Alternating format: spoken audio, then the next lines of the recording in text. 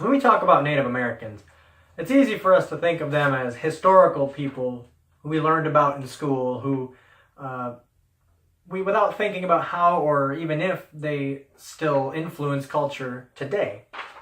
Well, in fact, there are certain groups who are still active as tribes, and they do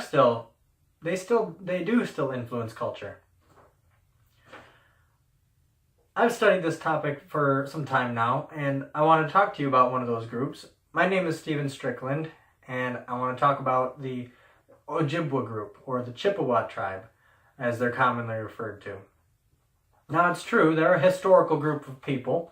They've been in the Michigan area for centuries. As you can see on this map from the Michigan State University website, shows the trade corridors of the Ojibwa in the 1760s, but it also shows where the Ojibwa were located. And you can see they're located up the eastern coast of the Lower Peninsula and up into the UP and even up into parts of Canada. And they were allied with the French. They fought with the French in the French and Indian War. They manufactured sugar. They were hunters, fishers, lived in wigwams and teepees. So they are a historical people. However, I want to focus more on what they're up to today. Where are they at now? And because of the Ojibwa group is so large, even within the group, there's quite a bit of cultural diversity. And I want to focus, so I'm going to narrow the focus onto a specific tribe that's in Standish, Michigan. And they're called the Saginaw Chippewa tribe. There's a reservation there called the Saguenay Reservation. It's the home to this tribe. It's a self-governing reservation, and they are exempt from many of our state and federal laws, and they have an express vision of becoming 100% self-sufficient. They even submitted a full 250-page report to the United States government about their vision to become entirely energy independent through the use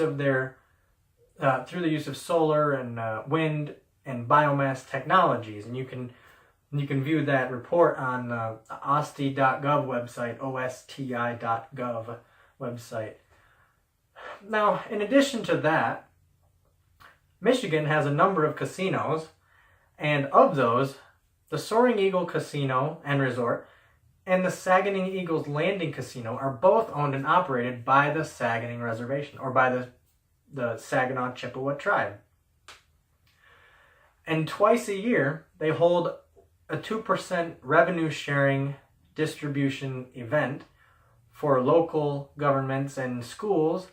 And the local governments and schools submit requests to the reservation for grants and distributions in order to improve infrastructure or purchase educational supplies. Now, 2% doesn't sound like a lot, but according to the tribe's website, sagchip.org, they have granted almost $230 million since 2015. That's a significant amount of money. That's money that the taxpayers in turn do not have to pay.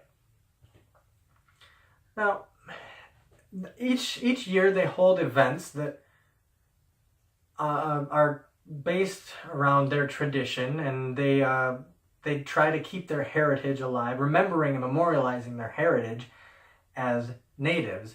They have an annual powwow, which I have. This is the flyer for this year's powwow. It was August 26th and 27th. And you can that is an event that's includes dancing. It's a celebration, and it includes dancing and contests and fireworks, and it's a way to keep their culture alive. And in addition to that, they also have let's go to the Zibawing facility, or Zibawing Center, which is a facility. It's a museum-style facility that has the express purpose of promoting there and perpetuating the diversity and the